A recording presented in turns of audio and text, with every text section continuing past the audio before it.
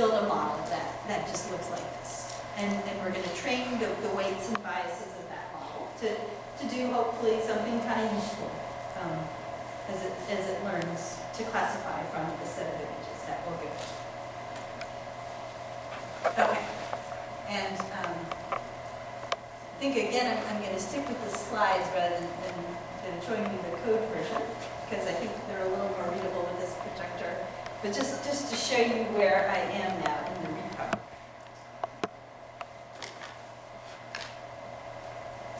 Okay, so pop up to workshop sections, and then go to MNIST series. Okay. You can sort of get the sense that there's a lot here that we don't have time to cover, so please poke around with it. There's reviews for everything. Please poke around with it later if you're interested. And what we're working on is MNIST simple. Okay, and the script that goes along with it is this script, MNIST simple.py or MNIST simple notebook.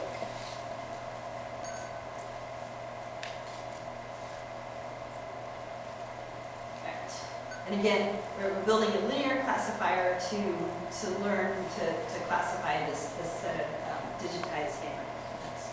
And just in case I wasn't clear, this is not, this is like in the world of machine learning, this is not going to be a very accurate model or anything. It doesn't even have any hidden layers to make it smarter. It's just kind of like a good way to see the structure of training a model. And how the variable will get learned. Okay. So,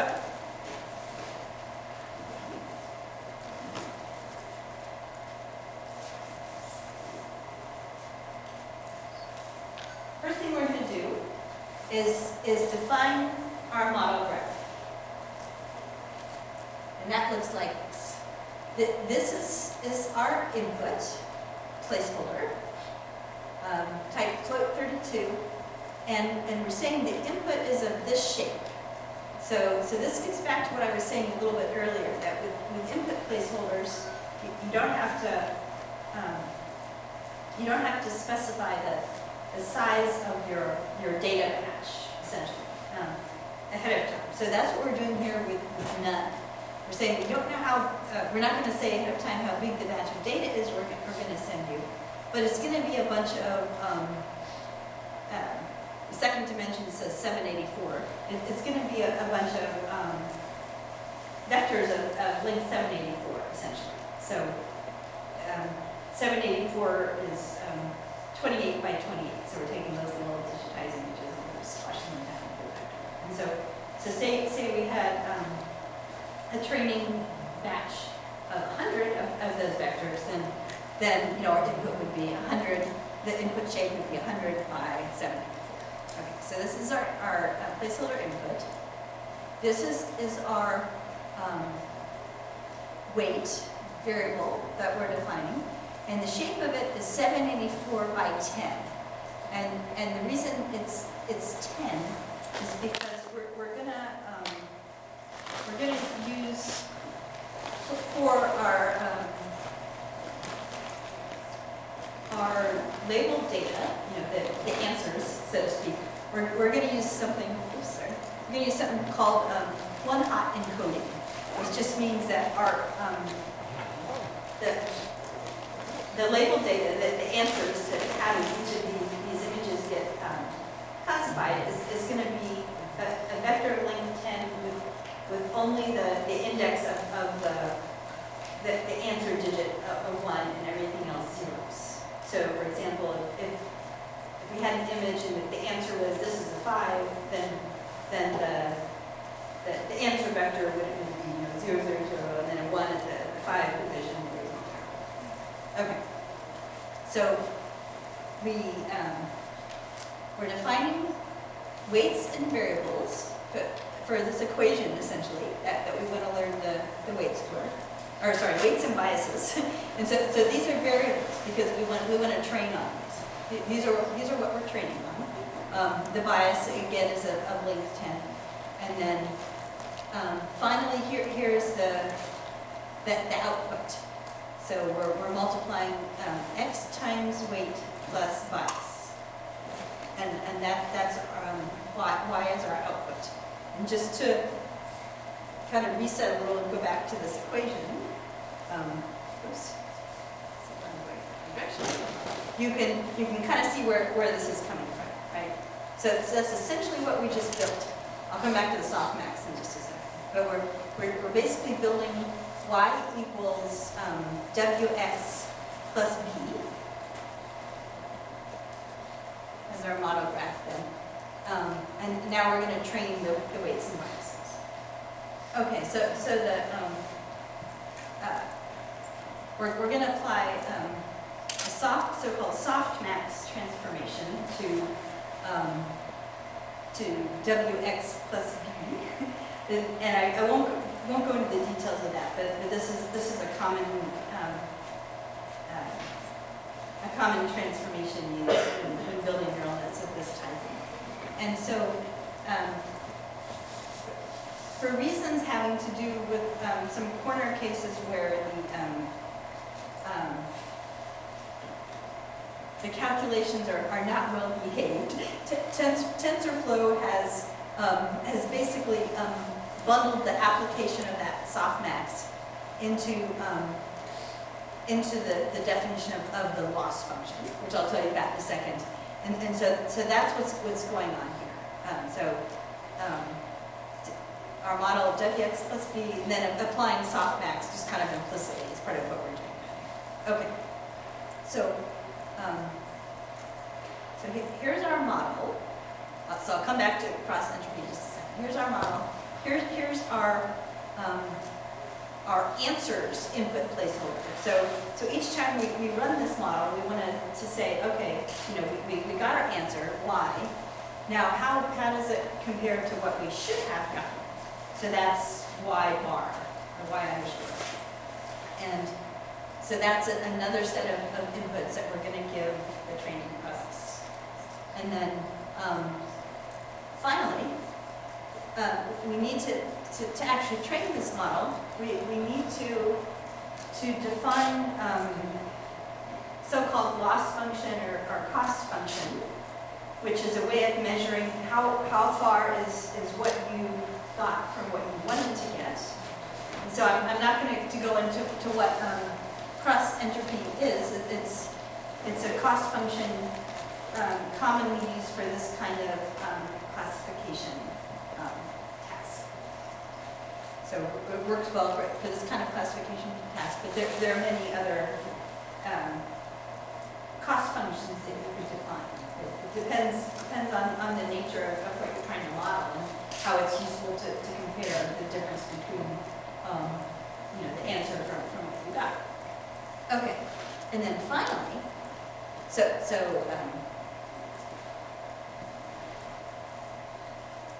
we're adding this to our graph. Okay, you can't really see this little yellow equal here. It's cross entropy equals TF reduce mean, and then this method call here. So we're adding the cost function as a node to our graph. And now we're going to do the same for the training step. We're going to say use the gradient descent optimizer as our optimizer. Use a learning rate of 0.5. Learning rate has to do with how much you adjust towards, from what you have towards what you want to have each time through the training loop. Because if you make too big of adjustments, you can have trouble converging, and if you make too small adjustments, it can take you way too long to train. So learning rate can be important, and we're going to say we want this gradient descent optimizer to minimize this loss function, cross entropy. Okay, so again, these are all nodes in our graph so far. We haven't actually run anything. All right, so now we define a session.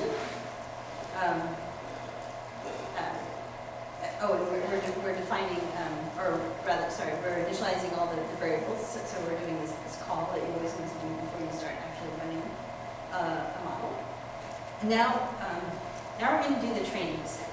So this is kind of the template for using TensorFlow for neural nets, for training neural nets. I'm going to do a loop here, and each time through the loop, this line, which I won't go into in detail, is like calling a utility to get the next batch of training data and answer data. What are the right answers for things? And we're going to call session.run each time through the loop, and we're telling it evaluate the training step.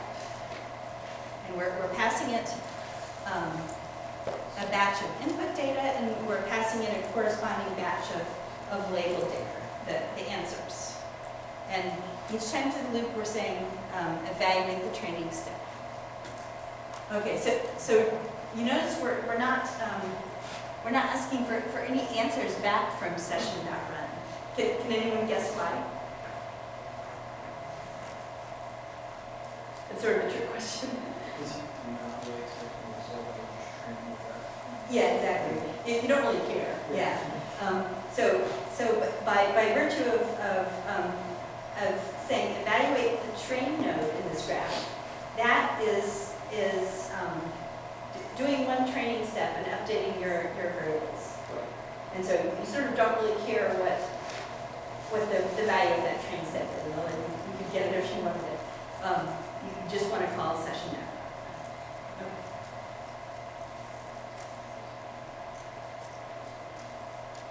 Okay, and then kind of, I don't know how you can read this, but just kind of back to that earlier point. So before, so TensorFlow knows your entire graph. You've given it the entire graph of your computations.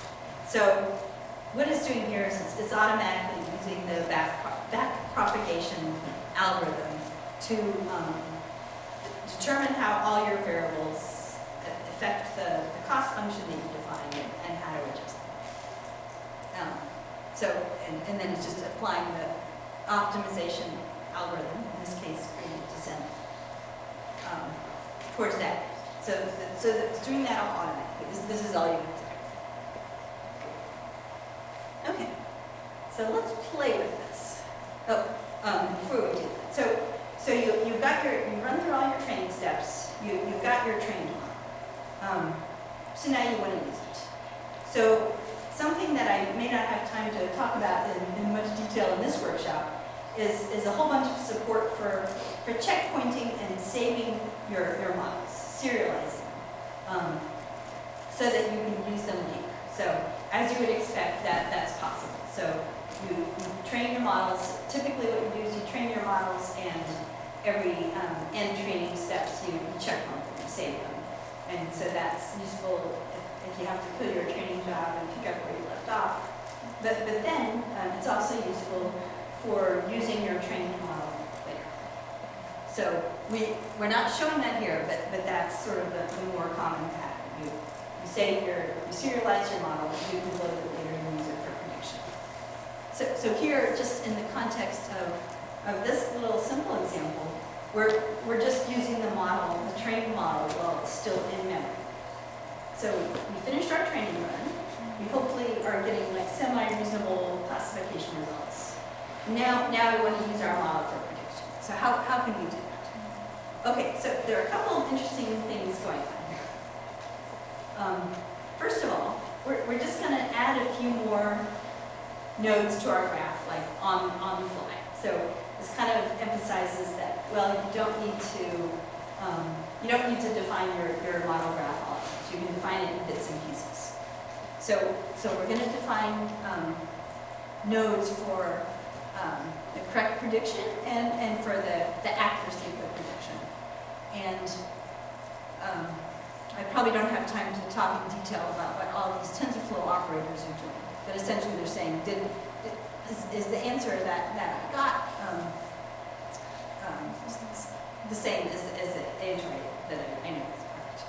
Okay, so I just defined those two additional model nodes, added them to my model graph, and now I'm going to call session.run on one of those new nodes. So remember, before I was calling session.run on the training step node. Now I'm calling session.run on this accuracy node. And I'm feeding it in some test data. Okay, so so what do you guys think? When I make this call, does any training happen? I saw a few head shakes. No training happens. And the reason that is the case is, remember I said earlier that TensorFlow is only going to evaluate those parts of the graph that it needs to touch to evaluate the node that you asked it for. So the dependency graph for evaluating accuracy with respect to your current W and V variable values doesn't need to touch that training node. So it's not going to do any updating of those variables. It's not doing any training. It's just doing prediction based on the weights and biases that it has learned. So this is a super common pattern that you'll see. People will define different parts of the graph for doing training, doing evaluation, and doing prediction. And there are there's some higher level APIs, which I'll just touch on briefly if I don't have time to talk too much about them, that kind of take advantage of that pattern and make it really easier for you to say, okay, this is the training part of my graph.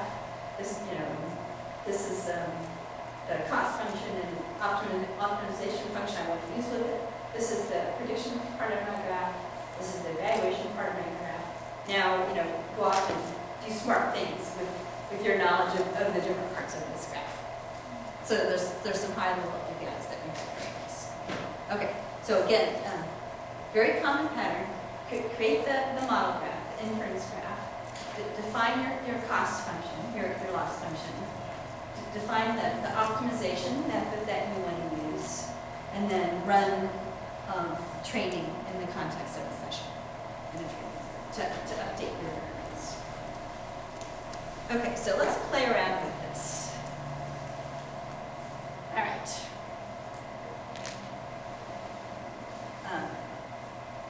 I'm gonna do this in a Python notebook, just for a little variety. So you want to run the mnist simple script.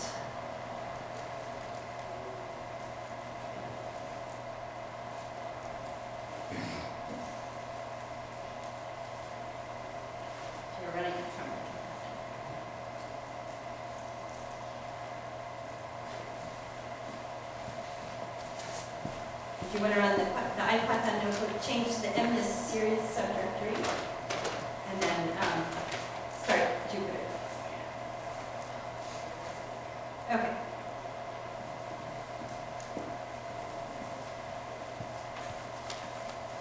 So the reason this is called simple, besides the fact that it is simple, is that typically you would build an mnist model with using multiple hidden layers and perhaps a more complex architecture to get better results. Okay, so let's run it. The first thing that we need to do is we need to do some imports. We need to do some imports and download the data set.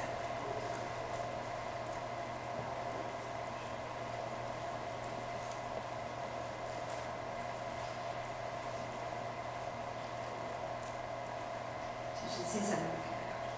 Okay.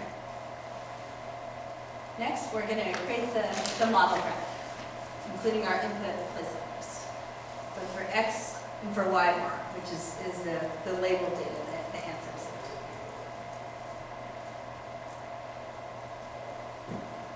Okay, so that didn't run anything. That just created your model graph. Now we're going to do the same for the cost function and the training step. Again, not running anything, just defining nodes in the graph. All right, create our session, and then finally, we're ready to train. We're not going to train for very long because this is such a simple model that it doesn't really do it much good to train longer. Okay.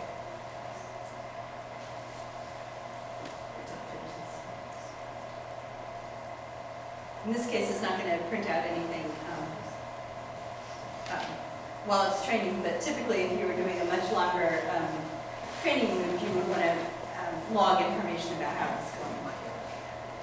Okay, now let's see how our accuracy is. Test the training model. Okay. 0.9213, which is not great. But it's actually, you know, if you think about it, it's actually pretty good for something that was so easy to construct and wasn't using all that much data and didn't train for that long. So it's actually kind of cool.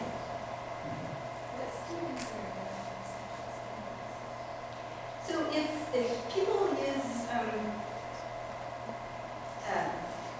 a different neural net architecture, something called convolutional neural nets. So this, what I was showing was kind of a simple so-called feed-forward neural net. Although actually I didn't even show the hidden layers yet. But if people use convolutional neural net architecture, they can get like 0.99 something accuracy if they train for that. So it always depends on the size of your data set. Very dependent.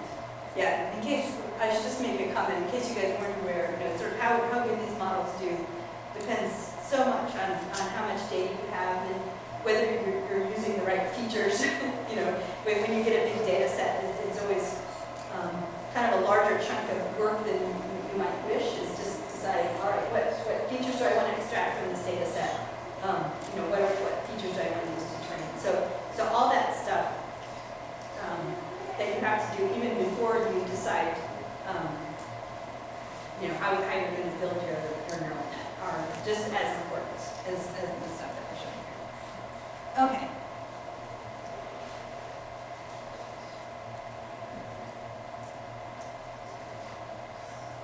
All right. So we only have 15 minutes left. So I think so that I don't hop your stack in terms of context.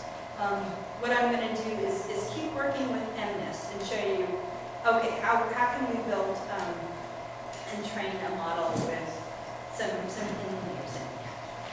So something I mentioned at the start of this workshop was a very fun transfer learning exercise, which takes this trained inception model that does image classification and kind of lets you bootstrap off of it to learn how to train your own images. So I'm gonna skip that. I'm not gonna do that. But I just wanted to point it out to you. If that sounds fun to you, look for either look in this workshop at the transfer learning section, or search on the web for something written up by a guy named Pete Gordon called TensorFlow for Poets, and it also goes into this fun transfer learning example. Okay, so we're not going to have time to do that now, but I just wanted to point it out because it's super cool. It lets you bootstrap this trained image classification model to like train your own images, your own new images. Super fun. Works really well. Okay, so let's go back to MNIST and the brief amount of time we have left, and say, all right, how can we kind of build a more proper neural net, which is a little more interesting, and train it. Okay. So what we're going to do, we're going to build something that actually just has 2 layers, but aside from that, it kind of looks roughly like this. You can't even see the connections between the networks. This is a fully connected neural net with connections between each layer. And in fact, we're going to use, so there's something called when you build a neural net like this, there's a concept called an activation function, which is applied to the output of each layer as it propagates to the next layer. And so the so-called activation function that we're going to use for our layers is something called ReLU, which stands for Rectified Linear Unit. And so this again, of course, is supported by TensorFlow. And I just want to take the opportunity to point you to the TensorFlow docs again, or rather the reference API, and show you that there is a whole, search for ReLU is a way to find it. Yeah, there's a whole set of, as part of TensorFlow, there's a whole set of neural net operations, essentially nodes. As we build these model graphs, are nodes in the graph. There's many neural net oriented operations that you can use for these nodes. Unsurprisingly, since TensorFlow is kind of geared towards building neural nets. So we didn't even really have time to scratch the surface, but this is where to find it in the API. Look for, a lot of them are under tf.nn. See that? In terms of how it's structured in the TensorFlow library, tf.nn, and then some operation, like for example, ReLU, or softmax, or there are operations for building convolutional neural nets. It's all there, and there's a lot of actually really high-level stuff. Like if you know what convolutional neural nets are, there's stuff for doing max pooling, so you don't have to write any of that. So tf.nn is the place to look. All right. So we're going to use ReLU as the so-called activation function between our neural net layers. So there are two ways to build something like this. There's the easy way and the hard way. We don't have time for the hard way, so which is probably just as well. But let's take a super quick look at the easy way. Okay, so there's a set of libraries, and there's something that is currently living in under tf.contrib that is a learn library. That's what it's called, and that's where it's going to live, like in the near term. Eventually, it will likely make its way into TensorFlow core, but it's not there at the moment. And it has a bunch of classes that make it easier to build neural nets. And in particular,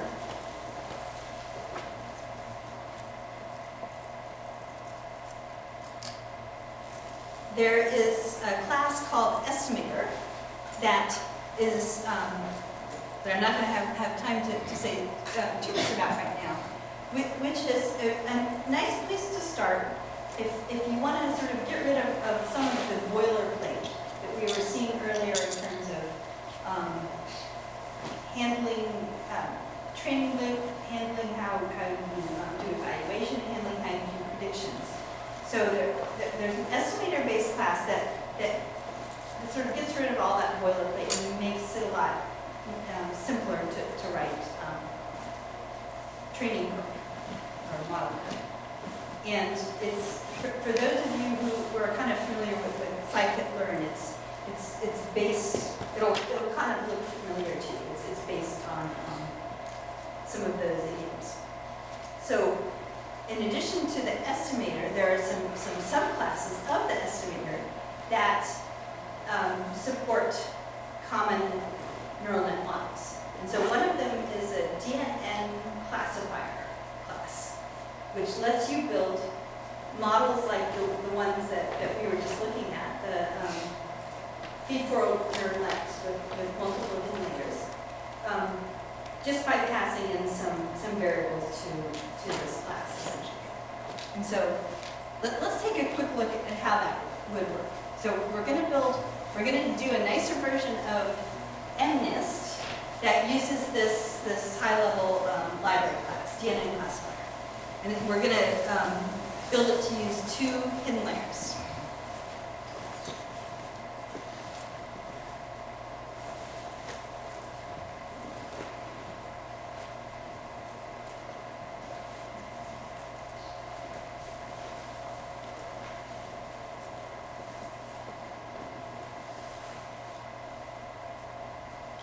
Okay, so this is how it looks. It's really quite nice. I'll point you to a quick glance at the hard way in a second.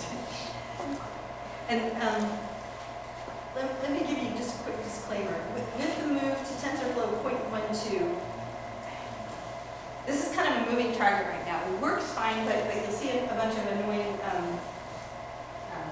deprecation warnings again because things haven't been updated properly. But it works fine. Okay. So, MNIST with 2 hidden layers.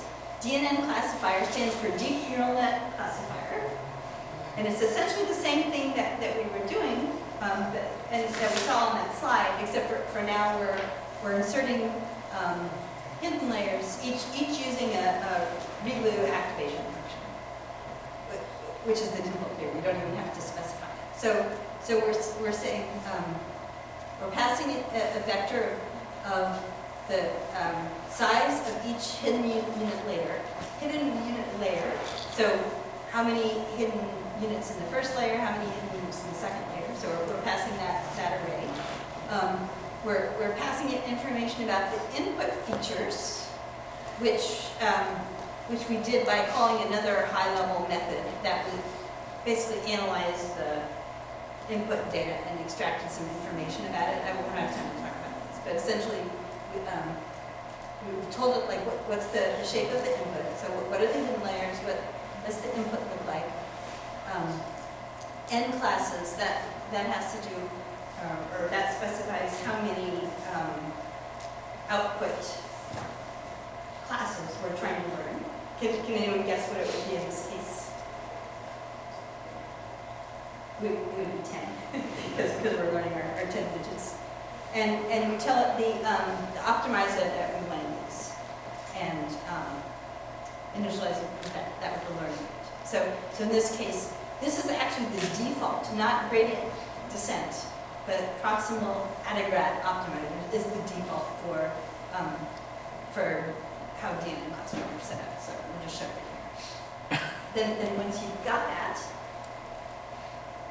object initialized, you can call fit, which trains it. So pass it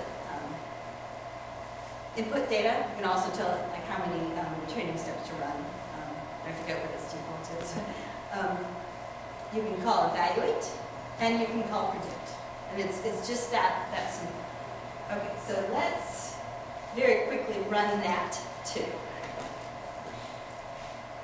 So this is MNIST TF learn in the MNIST series subdirectory. So it's this file here, MNIST TF. And I very specifically am using TensorFlow release 1.1 because I got tired of those deprecation warnings. But again, if you're running 0.12, it'll still work. It'll just look a little bit easier too. Okay.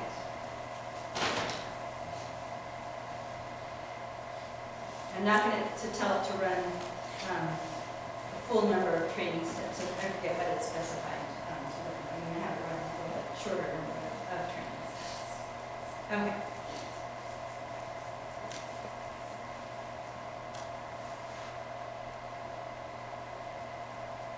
Okay. So while it runs, let's take a quick look at the code, just to kind of confirm that what we're running is what I was showing you on the slides. This is the code. There's also something in that file that shows you how to run TF-learn linear classifier, essentially what we built. You can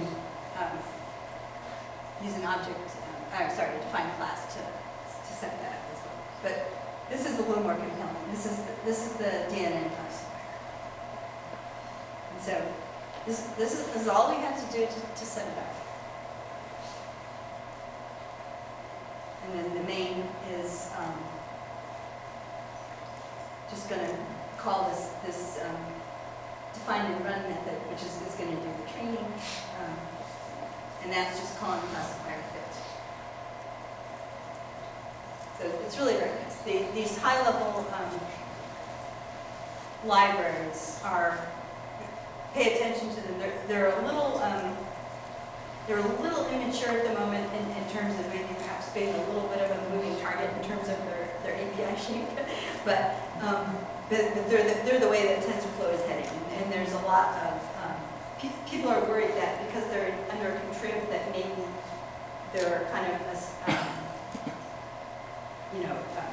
side project or something like that. No, they're very much part of the core TensorFlow activity going forward. So keep that in mind. Okay, so again, we use DNN classifier, and if we look back here, we finished running. We only ran for 5,000 steps. Our accuracy was 0.98, which is pretty good. We could do better. And now I'm quickly going to show you one more ultra cool thing having to do with TensorFlow, which I guess just to increase suspense for the last one. Something called TensorFlow. So this is a really nice dashboard that you can use to inspect your TensorFlow models, both while they're running, after they're done running. You can compare multiple runs with each other. And so if you run TensorBoard and then pass it a log dir, in this case the model we just ran was specifically configured to dump its logging information into this directory. So that's why I'm pointing it there. Including, so by logging information, including the checkpointed models, the checkpointed variable values. Now we can go to port 6006 and take a look.